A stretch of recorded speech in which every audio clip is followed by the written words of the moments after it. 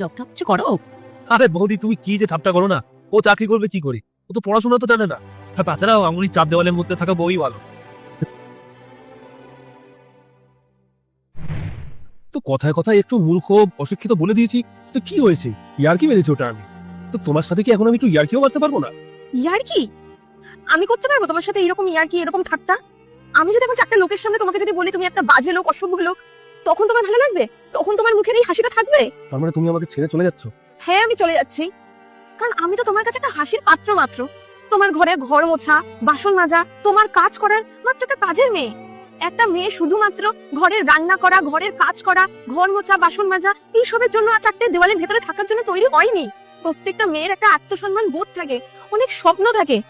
তুমি আমার চুপ থাকাটাকে আমার কমজোরি ভেবে নিয়েছো, কিন্তু না, আমি চুপ থেকে আমার সংসারটাকে যাতে টিকিয়ে রাখতে পারি সেই চেষ্টাই আমি করছিলাম। তুমি যদি মনে করো যে তোমার শুধু খাবারের দরকার, আমি সেটা তোমাকে রান্না করে পাঠিয়ে দেবো।